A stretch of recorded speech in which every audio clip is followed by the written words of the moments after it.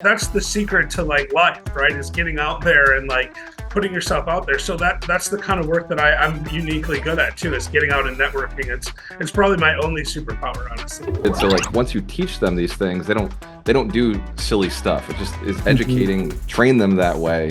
But the better you get at hiring, the more talented they are when you get them in the first place. Sacrifice. Be able to willing to sacrifice and know what it takes. That there's sacrifices, right? Yeah. That these are the sacrifices of time. You sacrifice money, but then there's also, you have to realize, like what you and Vinney were talking about, is why are we doing this? Like, I love the fact that I can put out a video and I have people find that video and then book a call with me. To me, that's fun. Accountability and consistency. And, if we can just definitely don't have a big list of things I want to change. The mindset is number one, of course. If I want to have a different year, 2024, I got to have a little bit different mindset. Now, Jeff, what are you doing right now? Like, what does your team look like? Or most of your is just really partnerships? How do you outsource? How do you delegate? Yeah. So, most of what I do is partnerships. In fact, I've never bought a piece of real estate other than my primary residence without a partner. I've always been a strong believer in partners, and I think it's really important to have the right partners. My two primary partners both own property management companies. That's not necessarily by design, but that's been a really good thing for me, because the property manager that's completely aligned with you, because you're owning the same percentage as them, they're gonna pay more attention to the asset than they would if it was someone else's. It's just the reality of the situation. So that's one thing that I've been really, really cognizant of. I don't really the way that I've structured the business from the very beginning was that I wanted it to free up my time. So I actually took this tip several years ago from Brandon Turner from Bigger Pockets. And Brandon told me one time, he said, the secret to being a successful entrepreneur is just get really good at something as fast as you can, because that's the easiest way to delegate that task. When you're really good at something, it's easier to understand who can do that task for you. And so the goal is just to constantly go into whatever you're doing with the idea that you want to get good enough at it that you can delegate it to someone who can take it over for you. And it's just all about getting rid of things that you do. So the reason I live in Puerto Rico right now, unlike what most people think, it isn't because of taxes, it's because I love it here. But I'm able to do that because I don't really have any seriously pressing day-to-day obligations. There are times when I have things I need to do, but I can do them whenever I want because I've structured my life in that way. And that's true even with I have a VA that does a lot of my social media stuff. I just was like, I don't want to spend time on this. And so I just constantly am trying to figure out ways to offload tasks. And as a result of that, I've freed up so much time that I have time to do the things that are really important. The family stuff, the enjoyments of personal life stuff, but also the things in the business that only I can do, right? The things that require my involvement. I can get really good at those things and figure out how to offload that task as well. So that's been my strategy for several years now. So how much time do you spend in working on your business? Like, what does that look like in an average day for you? 0 hours in an average day. I don't know. I spend very little time in the business. When we're in the middle of a capital raise, I spend more time. When we're analyzing a new deal, I spend more time. And then when we're doing like quarterly reports, I spend more time. So there's periods of time during the month, during the year where I'm working a little bit more. But there's lots of times when if I didn't do anything for the entire day, it wouldn't affect the business at all. That's awesome. So yeah, it's actually, again, it's from having really good partners. I have more hands-on operational partners, and also it's from setting it up in a way that people are going to report to me once a week or something and tell me what's going on. I'm going to read those things, and if everything looks good, I send a thanks email. That's literally like one line. Like here's my leasing report that I get every Friday, and it says, here's all the properties. Here's what vacancies we have. Here's how we're marketing them. Here's the pricing. Here's how long it's been on the market. Now I can just look at it in a minute or two and say, yeah, okay, you know what? We need to make these 3 adjustments, and I'm done. What's the biggest thing you've struggled with in your career? And like, how did you kind of see the rainbow in the distance that made you had a realization that was the biggest shift in your business? Yeah. So, the thing is, I actually, some people may know this, but I was diagnosed with leukemia in 2008. And I thought I had weeks, maybe months to live if I was lucky. Obviously, now we're in 2024. So I outlived that, life expectancy that I had at that time. But it changed my thinking. So when I started investing in real estate, which wasn't until 2010, and right after filing bankruptcy, the leukemia drove me into bankruptcy. I was a bankruptcy attorney that ended up filing bankruptcy. Once I went through all that trauma, I said to myself, you know what? Like, one, I need to get a job so I have predictable income. And so I went and took a corporate job. And then I said, but the goal is to get out of the corporate job as fast as I can. And so I started building the business on the side from the beginning with the idea that I needed time freedom because I didn't know how much time I was going to have left. In the early days, I thought, I'm on borrowed time all the time. Now I'm pretty confident that I beat leukemia.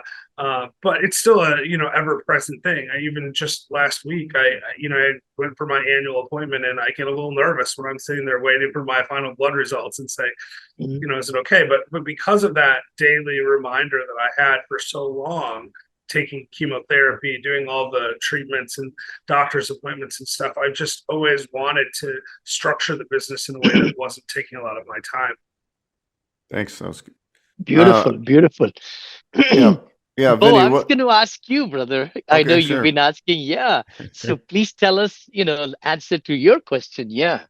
I think I've struggled a lot. I mean, mentally with with frustrations in your business, and figuring out how do you actually get out of the business, right? Like we all I think a lot of us have the desire to like build something where we can do what Jeff's doing. Like I just gonna check the boxes at the end of the day because I have a team, and right, like that's the majority of people out there. That's what they want, right? Yeah. And so over the years, I kept on doing the same things over and over again, and I'd always get good results, but I'd never get the really great results. So I think I really had to take a deep, what's the definition of insanity? You keep on doing the same stuff. And it's just like starting to do little things, and this is actionable to anybody. Like I used to leave my calendar open. If I had an appointment they couldn't book, but other than that, I had a wide open calendar, meaning I was ready to take calls because I'm a sales guy. I mean, that's ridiculous, right? So now I made that window smaller. It gives me a lot of freedom in the morning to really do high paying activities. I think that was my big clarity moment. Like, and also just really valuing my time more. I spend so much time with people, what I'll call tire kickers. And not that I don't want to help everybody. They can watch my podcast. We put out thousands of hours of content, but I mean, like now I have to respect my time more because, at the end of the day, my time is important. The time I can spend with my family, all these things. So I think understanding your value and respecting your time is crucial too. Cause I've helped lots of people, and I love helping people. I want to always help people, but I also know that I need to respect myself and say, hey, like, I am busy. Like, I couldn't just go call my doctor right now. I'm going to get a secretary. I'm going to maybe get a call back a day later or 2 days later. They're not just going to, text, right? We're in this whole urgency thing now. Your phone's blowing up. We're all stressed because we feel like we have to respond to people. So as you can start pushing yourself away from that, and putting up barriers and walls. And I think this rolls into delegation, right? Like, why do I have to answer my emails? Why do I have to answer my phone? Why can't there be somebody that does that? And that's a perfect reason why I have 3 full-time VAs right now. So I think really working on those systems and then figuring out, okay, what do I need in cash flow where I don't necessarily need to, have a job anymore? That's the key, right? What do you have in reoccurring revenue? That's pretty much as passive as possible. So like if you have a third-party property management that's doing good or they're a partner in the deal and you're checking your KPIs, what else do you have to do? As long as they're performing. Yeah. I mean, the thing is when they don't perform, that's when it becomes a nightmare. But I think that's like the goal, the progression of anybody out there. And I can say being in my mid 40s is the time where I think you really have a lot of realizations in your life. You're like, one is I'm going to die. I'm not invincible. And what can I do to kind of get me where I want to go? And what do I really want? What do you really want in life? And I think that's really important too. So I think I think it took me to my mid 40s to figure out that. And I'm glad I did because it does get frustrating. And so that's why it's good to have people in your network that you can learn from, right? I can ask Vinney questions, Alex, Jeff, people that have done some really good stuff with their lives. And that's kind of like what I've struggled with the most, and what I'm in 2024 I'm most excited about doing is really, one is not having limiting beliefs and going large, and also outsource, delegate, create systems, and valuing my time is my big takeaways. I love it. I love it, Bo. I know we've been discussing, we meet every week, Fridays, and it's so exciting, inspiring. The biggest thing is the clarity. I know you brought it up, and it's so important that we really, really, really look at what we want in life, right? What success means to us. And lots of our guests who'll be dropping these really great hacks this whole month of January, each one each day, in the Go High level, will be archiving it also. The key thing is that let's buy back time for family, for relationships, and not be, when people email us or call us, it's at their convenience. So we should not be just, and I'm guilty of it. I just say, let me just take care of it right now. But that should not be. So I'm going to get better and better and better this year to really buy back more time, freedom, and then spending more time with the memories, making memories with the family, with the people we love. Why are we working so hard? Why? I mean, that's really coming in my life at 71. I'll be 72 this year, in August. It's just coming back to me that, why, Vinny, why you want bigger mountain to climb and things like that, all these businesses and everything. Let's just clarify and then focus and then delegate, right? And accountability. I know you brought it up too, but we were discussing. So the four pillars, clarity, focus, delegation, and accountability. Make sure that everything you delegate, it's done properly. So there are a lot of great ideas will be coming. This is just the kickoff we are doing today, Yeah. January 1st. Yeah. I do want to point out too, if Mhm. sometimes I think about Vinney, I go, well, why does Vinney work? He doesn't really need to work anymore. Why does a guy like Vinney work? Because he likes what he's passionate about it, right? Like, so I don't think, I love to work too. It's part of me. I like to just put deals together. And so you also got to think how you're wired too. Cause it's a lot of people at Vinney's age might say, hey, I'm good. I'm done. I'm going to go sit on the beach. But also, Vinney wouldn't be happy in life if he wasn't doing this, right? Like this is what really fires him up. He still takes 5 vacations a year. He walks every day. So I go, okay, like, if you want to have energy at 70, like Vinney, you take notes. Like, what is he doing? He's walking every day, right? He's exercising. He's doing things that make him right. Eating right is so important. So important. Yeah. No. Yeah, like, totally. So it's just pretty interesting to see, like, because not everybody wants to do what Vinney's doing. So you got to pick your lane, I think, is the important thing, right? Like, what makes you happy?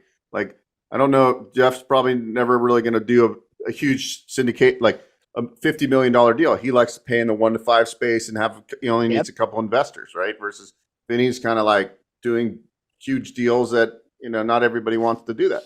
I don't know if I ever want to even syndicate a deal myself, right? I don't know. We'll see. I mean, it seems. Here's a question for Alex. If somebody's watching this now or in the future, what do you see, like, between all of your friends, like your successful friends? What's like the common denominator you see, that why some people are winning and why some people aren't winning? What is that? Why some people are winning and why some people aren't? I would say that the people that have been successful in my life, that are around me, they are grinders. They just, no matter what you throw at them, they just grind it out. And I believe that at the beginning, you need some of that grit, right? People are like, oh, you got to focus on happiness. It's great, but you got to get to the point where you can, I believe, suffer a little bit, sacrifice, be able to willing to sacrifice and know what it takes. That there's sacrifices, right? When we work long hours, you're probably not partying like your other friends, right? When we're filming this, we're not with our family, right? These are the sacrifices of time, you sacrifice money, but then there's also, you have to realize, like what you and Vinny were talking about, is why are we doing this? At the end of the day, are we doing this for our family? Right? There's a bigger why than just the money, is how I see it. Is people who are only doing it to count papers, they're not as fulfilled as the one who have the clarity and are really grinding towards a specific goal. And they're passionate about it. Yeah, the money comes, but they go get it.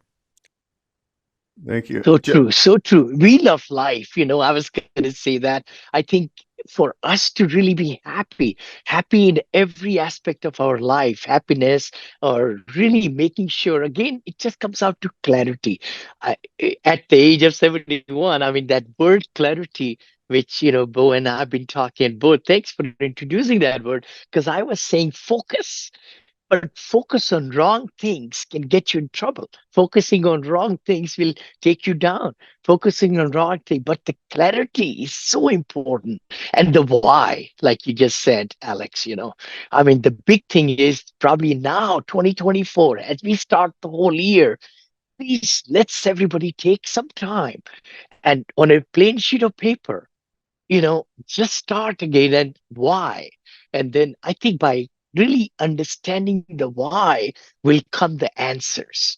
And the wheel of life with every aspect of life, we would love to share that. I know a lot of people have heard about, where do you stand from 1 to 10 in each aspect of our life, right? It's the spokes, that goes around. Yeah.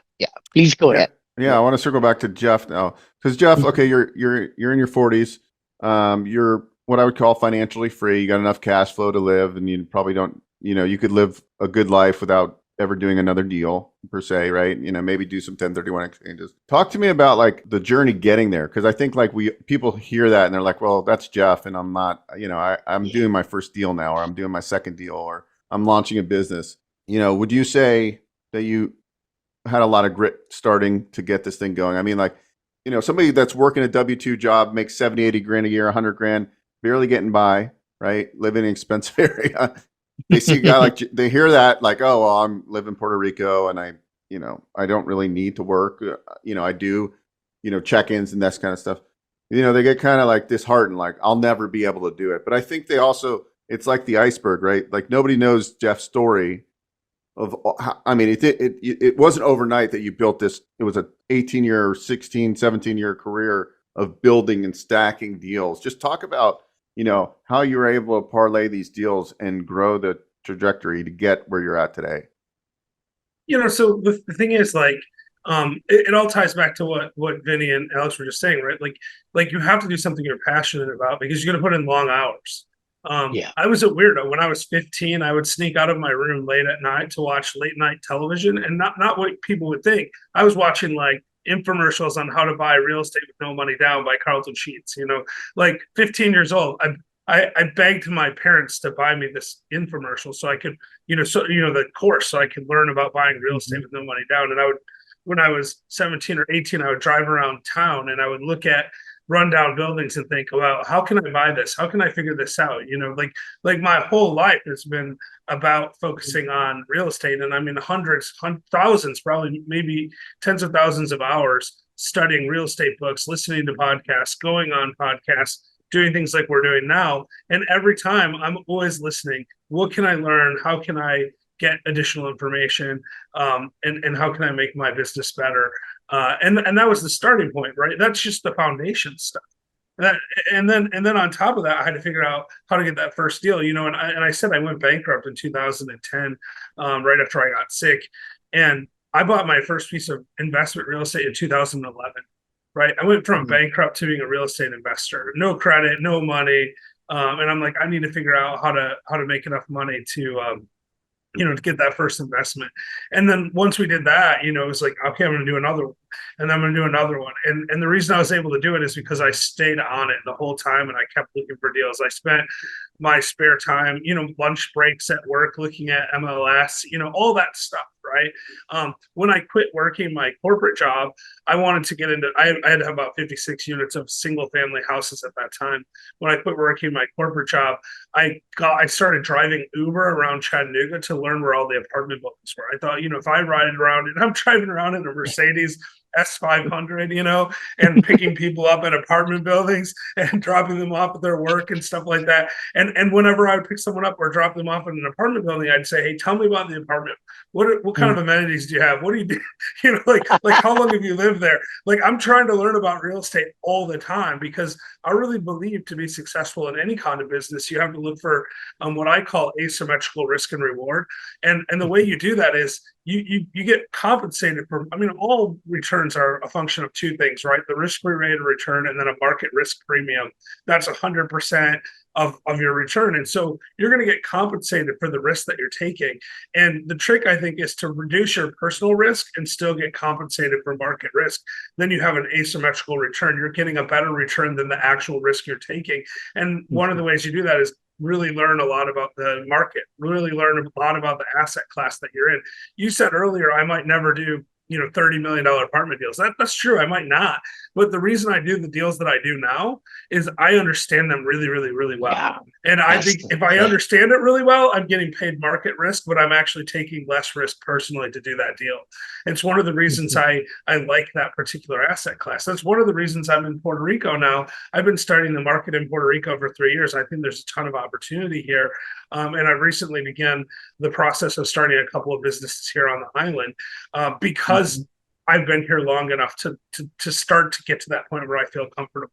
Like, I know people that just jump in and start doing stuff, and there's nothing wrong with that strategy, but I've always been really conservative. I want to really understand what I'm doing, especially if I'm taking investor money.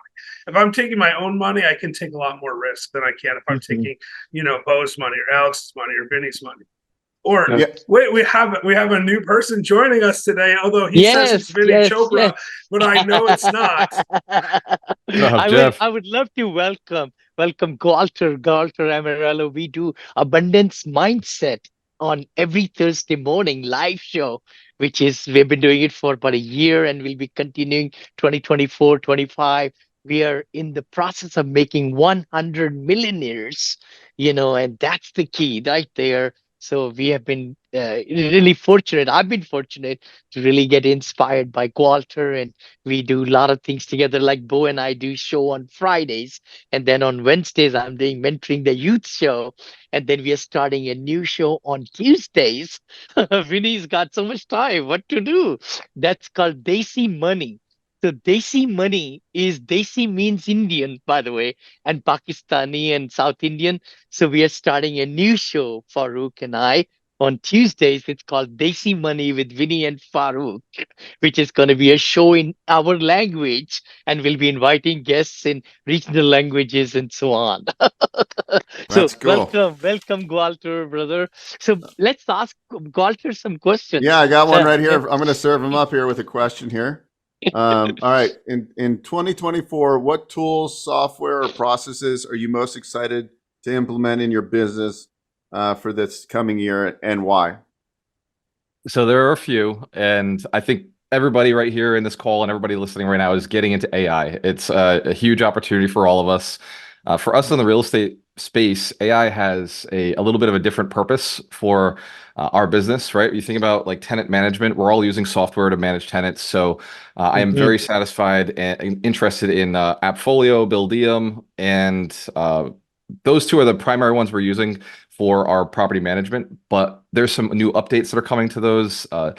Another one is ChatGPT, which I hate saying it, but I use it every day. I know Vinney uses it every day. Like, we're constantly using it. It sounds so beat up so much, but we use it very heavily.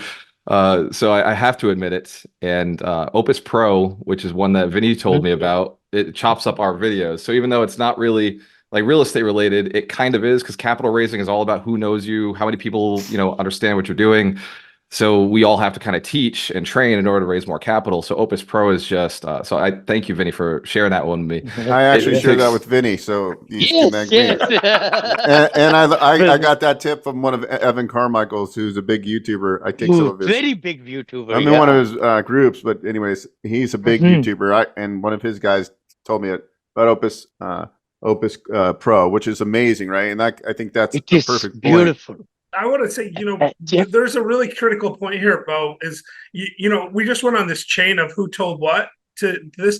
This is actually why I do these things, right? Like what I was saying earlier about like spending all the time learning. Like every time I go to a meeting, every time I come on a Zoom or a webinar or whatever, I'm always trying to like pick that stuff up, right? So like I wrote that down, like Opus Pro. I got to look into this. Sounds amazing, but it doesn't stop there. Like every time you see something, every time you watch a piece of content, every time you talk to somebody, you're like one tip away from changing your life. Yeah. Yeah. Oh, by the way, it's good to see you again, Gualter. It's been a long time since we've actually talked. I think we saw each other last at the multifamily network that Rod Cleef was running. That was the last time. I think so. Wow. Beautiful. In-person events, right? You got to go to in-person events. Yeah, that's exactly right. Like you meet people, you get to go on their shows, you get to know them. I mean, this is, we talk about this a lot, but that's the secret to like life, right? Is getting out there and like putting yourself out there. So that's the kind of work that I'm uniquely good at too, is getting out and networking. It's probably my only superpower, honestly. That definitely is a superpower of yours. Yeah, Jeff is like what an amazing networker, like the guy, and he's a connector. I mean, that's another skill. I mean, I think like just going out and like how I met Vinney 8, 9, 10 years ago. I was at a Walnut Creek real estate event, and I meet this Indian dude, and he's just like all happy, and I'm like, all right, like, hey, let's go to lunch. I bought him a sandwich. Little did I know he should have bought me the sandwich. And we've been friends, and it's been wonderful journey. And that's the key. I think the thing is we need to be really going out and enriching everybody's life that we touch, because you never know how much joy that's going to bring at business and partnerships. I have so many businesses because of relationships, and that's the key, so everybody. And the other thing which I really believe is that don't reinvent the wheel. Anybody listening or watching us even later on, everything that you want to do, it's already done. Somebody's done it. So why not to really get in their circle and and get them to really teach you and so forth like that. So it's beautiful. And inspiration. I mean, inspire. Everybody should really be happy to meet you again and again and again, and make the biggest brand out there. Get it out there. All right, this next question is for Alex. Alex, let's kind of dive into VAs, and somebody watching this in the future after we edit it and it goes out to wherever it goes.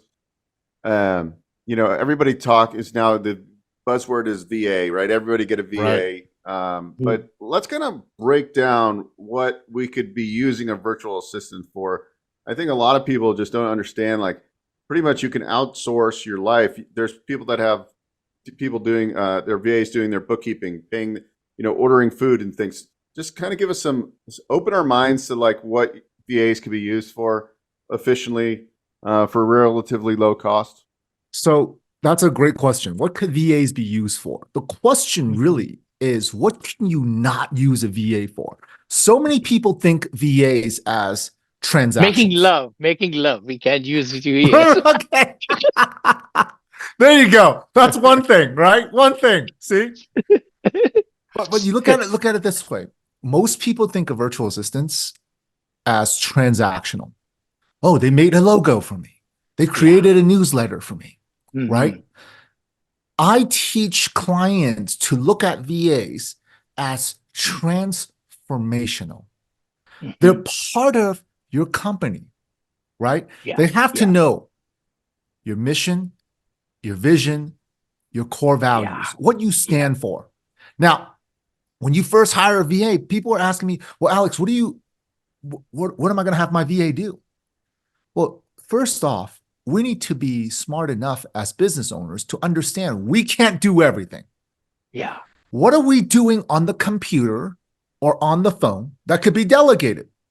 For example, we hop on a Zoom call. Let's say 30 people are on there. I take a screenshot. I shoot it over to my VA. My VA takes LinkedIn and start hitting people up and schedule individual meetups and spit my Calendly out there, She then confirms everyone the day before to make sure, and she puts them on my calendar. So now my calendar is all set, right? That could be one thing that you do. Personally, I have an executive assistant, virtual assistant. You know, we have video editors. All in all, I have 12 full-time VAs that work for me and our businesses. But for example, just what kind of life would I have and how is it different just on the personal side? My personal VA schedules my haircuts. Okay. Every 2 weeks on the dot. Okay. Schedules my haircuts. She schedules car maintenance. She calls them, tell them I'm coming. All I got to do in the morning is drop off the key, Uber out of there. She pays for it. I drop in. I say, hey guys, I'm here to pick this up. I'm done. Right? Orders me food. My wife, bless her heart, on a regular basis, she brings me lunch. Okay, to the office when I'm there. On the days that I am not there, or she's not there, my VA has 3 restaurants. Out of those 3 restaurants, there's 4 items each that she understands what I like. All I have to tell her, hey, Ann, I don't have lunch today. Right around 12 to 12:30, lunch is going to be there. Right? Love it. Love it. So the question really is how, what can you do on the phone, on the computer that can be delegated out, from bookkeeping to payroll to tracking KPIs in our company. Yeah. Our VAs are able to track all of that at the end of the week. Let's have a session. Let's go through these numbers, right? I have a VA director. She is my top VA. That is my brand strategist that works with all the other VAs between webinars, creating webinars, all the slideshows, right? A lot of times when my VAs are like, well, how do you want this picture or post to look? I send them a picture. I press the record button. I say, hey, Ann, I want the audience to get this out of this picture. Boom, it's done. Yeah. Right? So everything is Excellent. efficiency. Excellent. This is so great. What you said, efficiency is the key because we are our own VAs, by the way, during the day. If you want to know you have an assistant, I always say that you have an assistant. And people say, no, I don't. I said, no, look in the mirror in the morning. Because It's during the you. day, it's you. Because during the day, you're working $1,000 an hour job when you're talking to clients and things and really productive thinking and all. When you're doing mundane work, that's, it's just time. Then you're working for $25 an hour or $5 an hour. So it's such a big thing. You could delegate and bring time back in your life for productive activities, we call it, right? Yeah. Yeah. And I'll add to it, Beau, if, go ahead, if you don't mind. Please. Yeah. So we use our VAs to do a lot of development as well. Our VAs are extremely talented in like building landing pages, funnels, websites. They understand how to use ChatGPT to get copy. One of my VAs is actually from Pakistan, and she's an amazing copywriter. Writes she part-time helps me write my blogs, which I still write, but she goes and makes them better, or vice versa. And like automations, a lot of the automations that we do with all of our training programs and our courses. Hey, by the way, show up at Tuesday at X time. We're doing this bonus thing. I can just text her and say, hey, I need this done. And she knows exactly what to say. We have these standards, no more than 7 words per text. So our texts don't have these super long things, no links in a text unless requested. So like once you teach them these things, they don't do silly stuff. It just is educating as if they were a friend of yours and you wanted them to do well. I think that with your VAs, like just treat them like an actual business partner or associate and then train them that way. But the better you get at hiring, the more talented they are when you get them in the first place. Like all of our VAs are smarter than me. They're faster than me. They're more ambitious than me. You share their culture. You share the culture of the company and they're more excited about it than I am. And it's everything Alex just said is like, I really resonate with that. Yeah. It's always crazy when like, even if you don't have a full-time VA or part-time VA and people they're not even using like Fiverr or any outsourcing. It's crazy to me. I've outsourced for like the last 15 years of my life. I love outsourcing. I want to take this question, kind of bring this to Jeff and talk about no bad days. Today is January 1st, right? It's the first of the year, 2024. And I think all of us, like, I'm going to hit the gym after we get the recording. I was going to get up I'm gonna earlier, walk. Yes. right? But like I this year, I'm like more determined than ever just to be consistent and stick with it, right? Like, well, going to the gym, I stick with. It's the food. I love to Yeah. binge eat. I love to go out to dinner. But like today's the day, right? Like everybody's all fired up. They're gonna, they're setting their intentions. Most people say, "Hey, tomorrow I'm gonna start." They're not, because they're all hungover. Where do we go? Because I know we all struggle. Even the most successful people in the world are struggling with things, demons, and we all have issues to a certain degree, right? There's no question about that. I think consistency, right, Beau? That's what you're talking about, right? Accountability and consistency. And if we can just definitely don't have a big list of things I want to change. See, I can only change very few things in life. Very, very few things. And the habits are formed when we are consistent with that same. The mindset is number one, of course. If I want to have a different year, 2024, I got to have a little bit different mindset. If I keep on having the same mindset, like you said, Brendan Bouchard, right? You just mentioned yesterday, he said, hey, leave a lot of things behind in 2023. Don't take that baggage with you this year. Right. And yeah, what was No, that? I agree. Yeah. That's what I'm diverting here with Jeff, though. Like the thing is, Yeah. though, like these days come on, right? And this can be like those days come on where like, oh shoot, I didn't know I owed this $20,000. Oh shoot, I didn't know that happened to me like last week, or it's like, oh my god, like who wants to cut a $20,000 check that they didn't know about, right?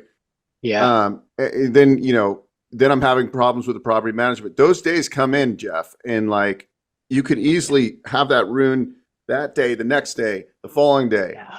Like, but I think what your no bad days concept, just walk people through the framework of like, look, this is how you should look at things, because we're all going to have bad days, but get in this framework. Let's to progress. So yeah, for sure. So first of all, I reject what you said last, that we're all going to have bad days, because I don't have bad days, right? That's the starting point. I made a choice when I was 17 never to have another bad day. It took about a month before I was able to successfully accomplish that. But since, I'm 45 now, so it's, over on that, it's 28 years since I've had a bad day. That's not, now, to your point, though, bad stuff's going to happen. You're going to have to write that $20,000 check. You're going to get diagnosed with leukemia or melanoma. I've had both of those things happen to me. You're going to go bankrupt. You're going to get divorced when you weren't expecting it. All that stuff has happened to me in the last 28 years. Jeff, I want to put on record, I reject all of those things. It's not going to happen to me. Oh yeah, fair enough, man. Yeah, for sure. I hope none of those things happen to you, right? But like, there's gonna be bad stuff that happens to you. Like, you're gonna have good things happen to you. You're gonna have bad things happen to you. But what you have to do is you have to take that step back, and you have to recognize that right now, as we sit here, someone is having the very best day of their life. Someone else is having the worst day of their life. Worst day, right? So the day itself is neither objectively good or bad. It's just how those individuals are receiving the day that controls how that day is for them.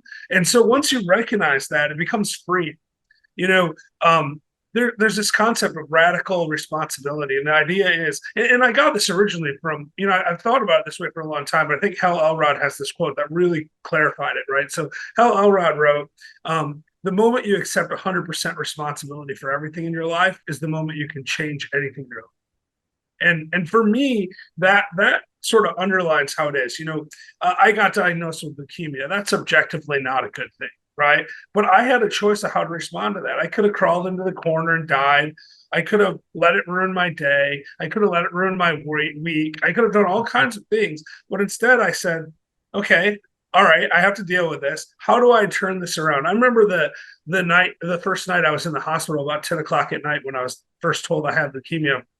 About 11 o'clock at night, my brother came to see me in the hospital, and he said, I bet today's a bad day. Almost like he was like excited that I finally was going to have a bad day. It had already been like 10 years of no bad days at that point, like 13 years into my streak. And I said, I didn't even find out till 10 o'clock at night. There was a lot of good stuff that happened before that. So this day was pretty good on average.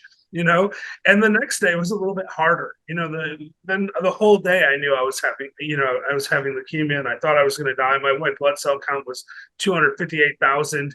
It was ridiculous, way higher than it's supposed to be.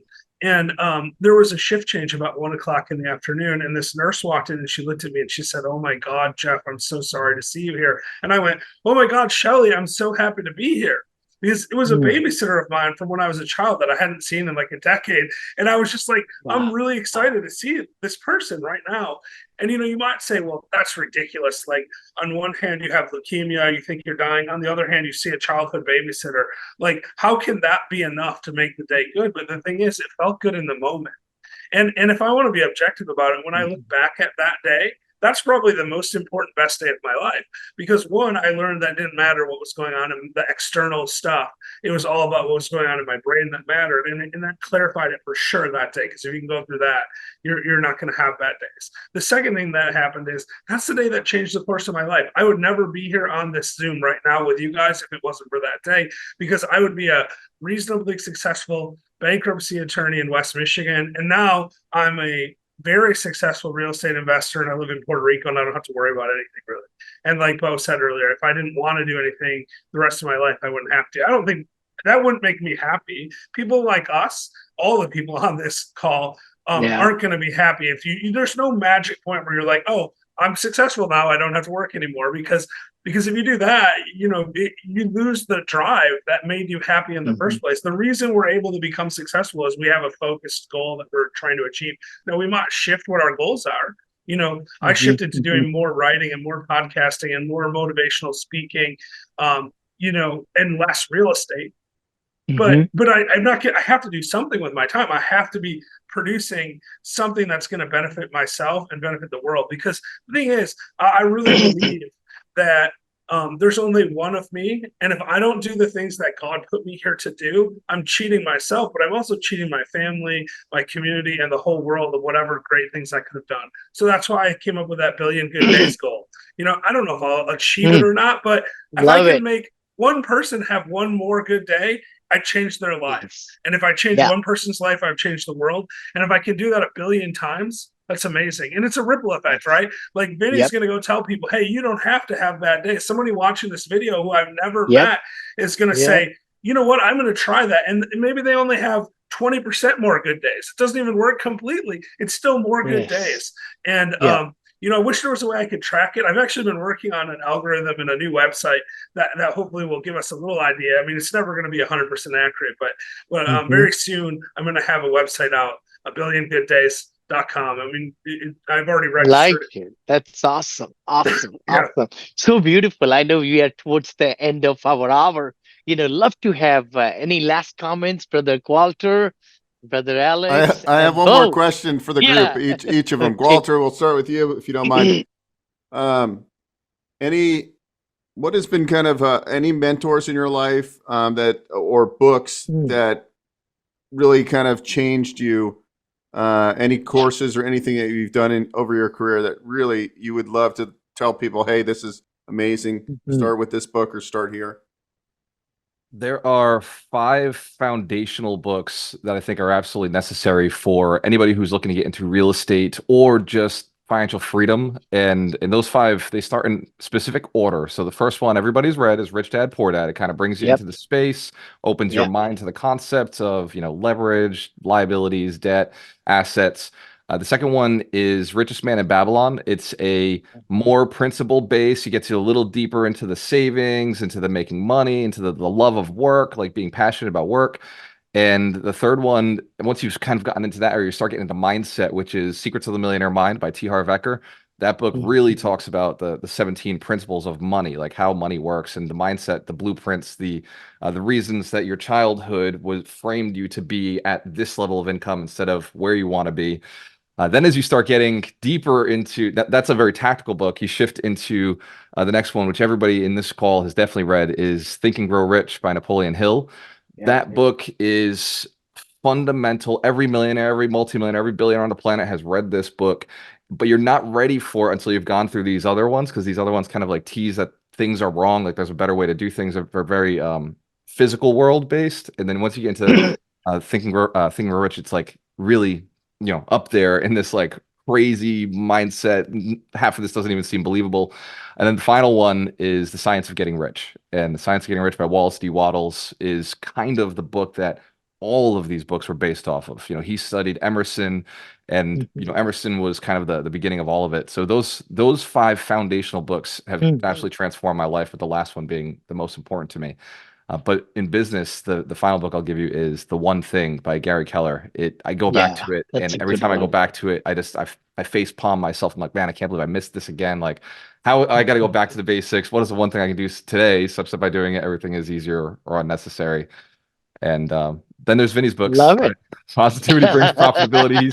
He's been a game changer in my life. Before I was thinking, millionaire, build millionaires, and now he's got me focused on a $5 billion portfolio, which will take me, maybe 5 years, a decade to do. But I have the right mentors. I have the right people around me. He's constantly introducing me to great people. And I think it really does just take one good relationship. Like, I wouldn't have been hanging out with you guys if it wasn't for Vinney today. Texting me and saying, hey, you're going to be there. So it takes good friends, All right. Thank you. That was good. I love how you stacked them too. I've never had somebody that stacked the books in order, which is amazing. So I'm going to take a note from that, actually. Yeah. Alex, we'll have you follow that, which is going to be hard to follow up, because he was definitely prepared for a question that he didn't know was coming. He was prepared, man. He was. Yeah. I'll say that the book that really impacted my life early on in business was the Grant Cardone's 10X book. 10X. That Excellent is when I read that, it completely changed, because in order to get into the nitty-gritties, before you get into that, there you go. Before you get into that, you got to have the mindset, that growth mindset. Yeah. Right. Yeah. And that was a huge growth mindset, kick in the butt. Like, oh, dang, they can do it. You can do it too. Yeah. And also the next book, once I got into learning how the importance of people, how important that is in a company, in relationships, is the 21 Laws of Leadership by John Maxwell. John Maxwell, amazing. Yeah. Yep. And that was like, wow, the 21 laws. Okay.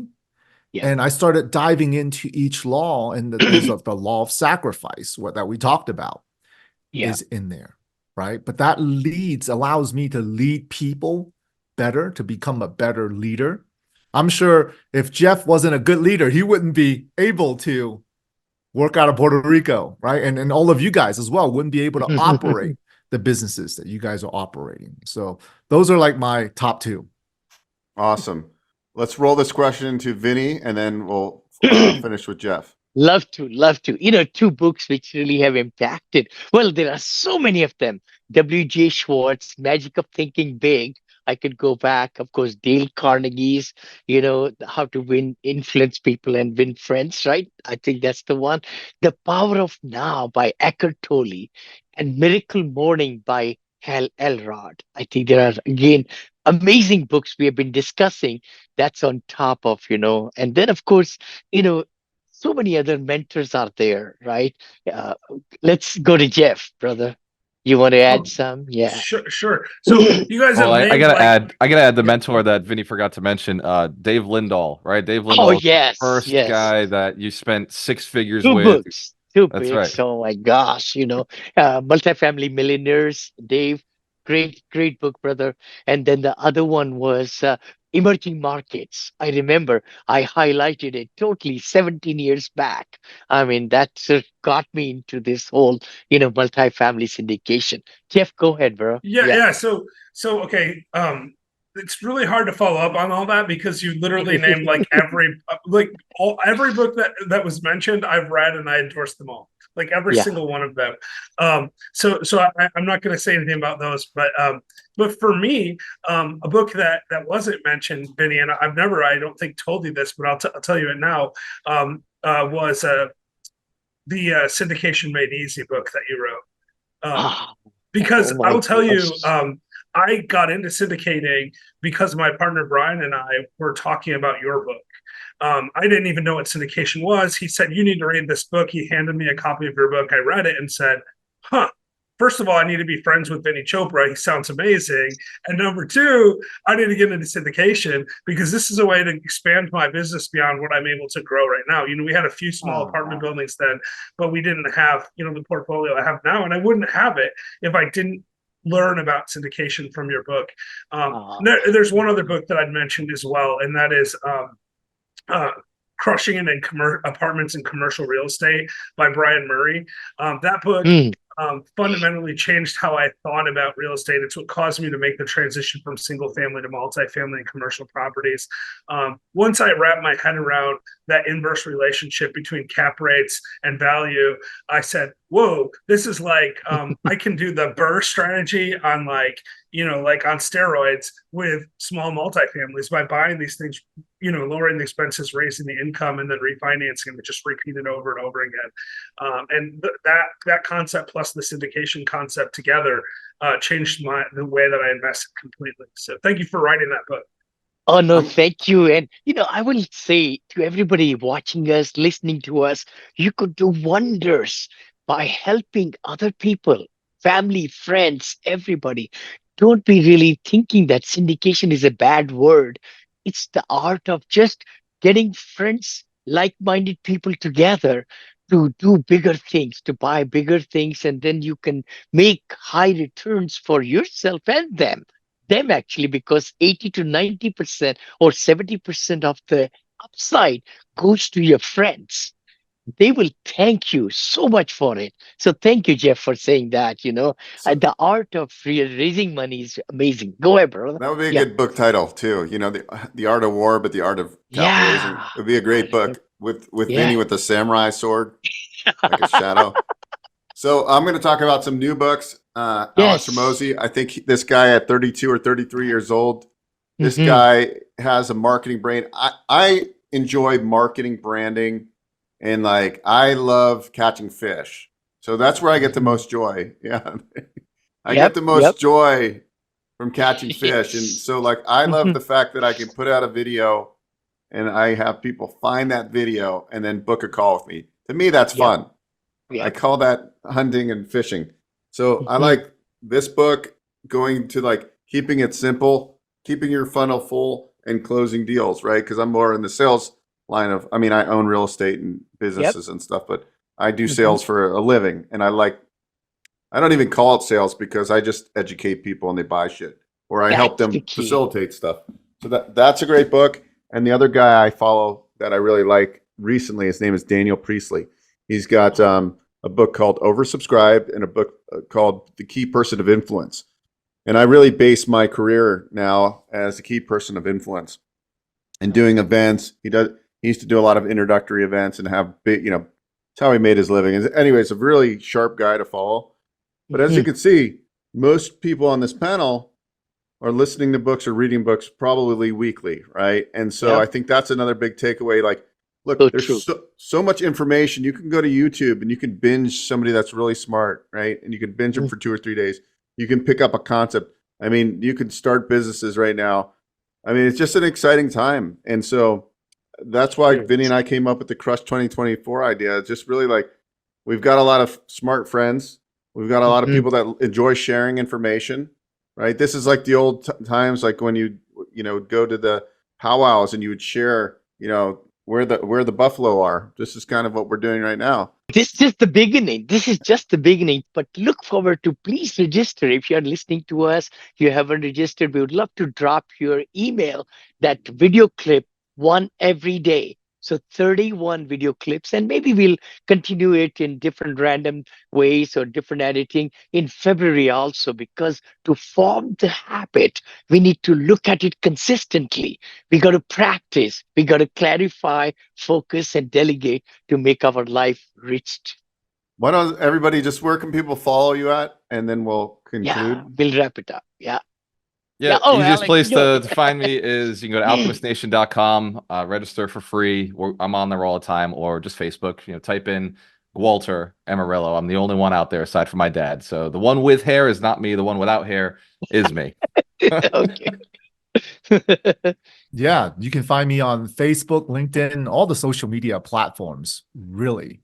And it's I love talking to people, reaching out, and it's that's what this is all about. I'm so glad that you guys, have me on this call. It's all about sharing knowledge. I had a mentor that told me, if you're not having knowledge to share, then what's the knowledge for? Right. So So thank you true, for having so me. true. You're so right. Alex, they say in every town there is one place where so much knowledge is wasted or is there. It's the whole culmination, and that's in the cemetery. So many people have so many great ideas and things, but we die taking this in our brain and mind. So let's spread that word. In podcast and books and everywhere, you could really make a big difference in transferring your knowledge down for legacy. Jeff, Yeah, brother, how can people yeah. reach you? So Yeah. so I just realized now that I didn't have my full name on the screen. So hopefully people can find me. It's Jeffrey Holst, Holst, like a holster but without the er. So and you can find me anywhere. Like I'm on all of the socials. I'm on everything from TikTok to Be Real at Jeffrey Holst. But jeffreyholst.com is a great place to find me. Or if you're on Facebook, Jeffrey Holst, or the Last Life Ever private community, because we have the Last Life Ever podcast about living the best version of your life. Vinny's been a guest on there. Yes. And that's we have a Facebook group where we interact, and I'm always in that Facebook group interacting. So that's a great place to find me as well. Beautiful. Brother Beau is everywhere also, brother. Yeah. Beau, how can people reach you? Yeah. Just go to and you go to bookwithbeau.com and schedule 15 minutes of strategy. If you want to buy a business, you need financing, you want to buy a franchise, or you just want to talk about how to structure financing, that's what I do.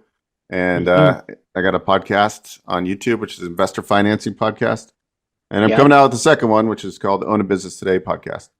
But I think I love doing these kind of things because actually I do it selfishly because I get inspired. I love listening to everybody's stories, and I always get fired up. Like I'm so much more amped up to go to the gym. I don't even need my freaking 5-hour energy. I'm gonna go crush the gym, and I've never been so excited for a year like 2024. First, I'm having my first child, which is pretty exciting. Congratulations! And Congratulations! Yeah. And so it's just going to be an exciting year, really. And I'm just one of the words I'm thinking is optimization. Everything is optimized. Yeah. I'm like, I was talking to one of my health guys and listening to a podcast the other day, and I was like, all right, I'm going to go get my testosterone tested, right? Like, I was like, I'm going to go see. I haven't got blood work done probably in 15 years, guys. Seriously. No way. Yeah, I never go to the doctors. And that's not, I know it's not a good thing to do, but I'm like, all right, I'm going to start optimizing. Let's check my testosterone count now that I'm in my 40s. Let's just be as optimized in a healthy way as possible. I think why wouldn't I want to do that? If it's healthy for you and you have low testosterone or whatever the case is, right? Like I'm thinking optimization is the key right now. Get the right sleep, the right food, diet, de-stress, take vacations, enjoy life. And that's like 2024. And then saying no. I say yes my whole life. That. I'm saying no now. And that's the big thing for me. Say no, sorry, can't help you. Huge. Let's all learn to say no. There is a book also out there. It's so important that we buy back time. And I hope everybody watching us, again, thankful to all the panels. And brother Beau, I really want to thank you. How much joy you have brought in my life. And Vinney and Beau show, we do it on Fridays. Abundance Mindset with Brother Gualter on Thursday. Mentoring the Youth on Wednesday with Grant and Emerson. We do it, Jim Grant. And then also Daisy Money Show, which will be starting on Tuesdays with me. I'm Vinney Chopra. You can just see me all over the channel also with YouTube and Instagram, TikTok, everywhere. LinkedIn, Vinney Chopra. Thank you so much for joining today. Thank you. God bless you all. And let's make it and crush 2024 in big way. We can do it.